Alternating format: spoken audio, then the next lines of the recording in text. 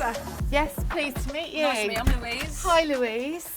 Is this your little car? This is the little car. So have you started the car and moved it in at all? Or? As far as I'm aware, it would start. I think there's a problem with the fuel pump from what the AA told me. So because it's automatic, I've just left it sat there until somebody with some expertise could come, because I don't want to do it any damage. You can tell that it's been stood for a while. Got a It flat has, tyre. and it will have a flat battery and everything else.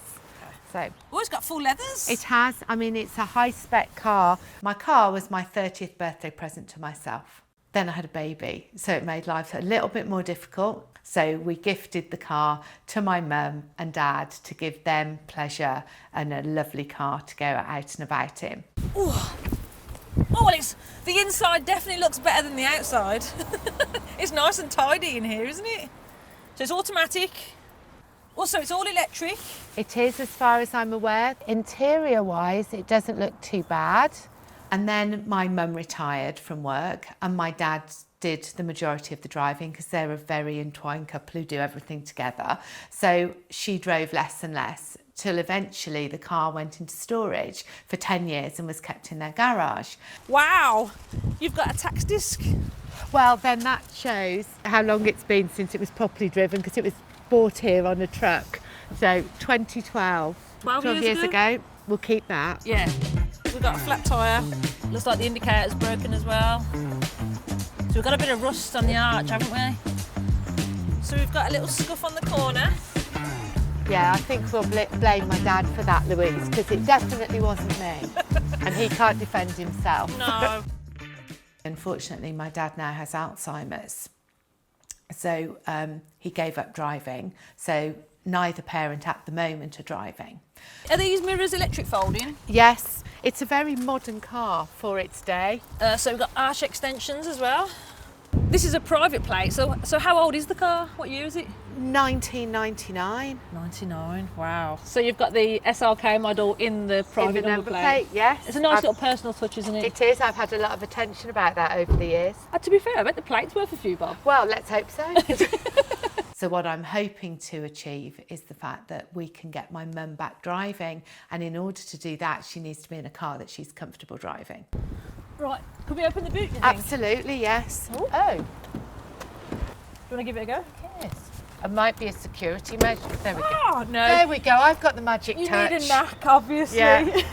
Oh, I mean, wow. this obviously, when you want to put the roof up, you pull this out. Yeah. It's very clever design. So you've still got your boot space, and then this pops up, the roof folds in, and then the boot goes down again. Okay, so can I just ask why you're holding it? I don't know. Oh, Oh, that's this why. is because Because the gas struts, Okay. they're weak. So you I need... don't know why I held it. I just held it Yeah, naturally. I was thinking, why is she holding it for? Yeah, it's because it needs new gas struts. That should stay up like that. Okay. So when you you shouldn't have to hold it. So yeah, new gas struts for that one then. Okay, so should we open the bonnet and have a Yeah, look? absolutely. Wow, that's a big old engine. It certainly is. Look at the belt. You can tell it's been stud. Is it okay? Yeah, it's just, I mean, there's no splits or tears in it, which is really good. But you can just see the condition of it, how long it's been sitting I'm there ashamed for. of that, Louise, but I'm hoping that Mercedes are built to last.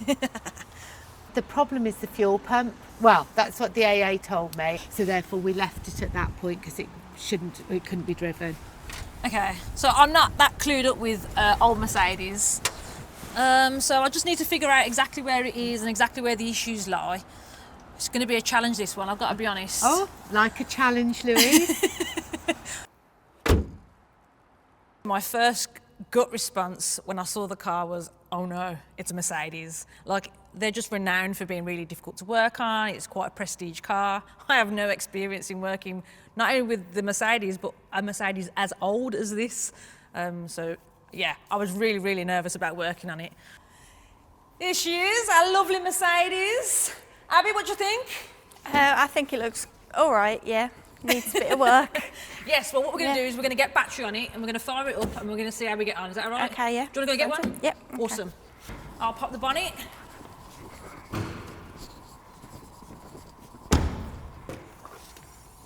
Whee! Got the battery, Abby? Yeah. Wicked.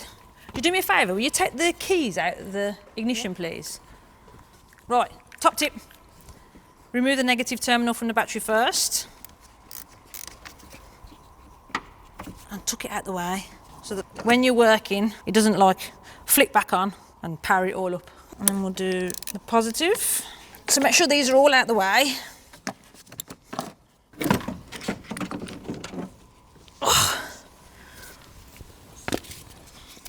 So we've gone to the motor factors and given the registration number, and they've supplied us with this battery. When you refit in the battery, you've got a positive written on the battery, so you know that that's the positive terminal, and then you've got a little minus sign, which is the negative side, black cap on the negative, red on the positive, and then on the car, the negative lead will go to the body of the car, and the positive lead will go to the fuse board somewhere. So when you put them in, make sure the leads are up out of the way.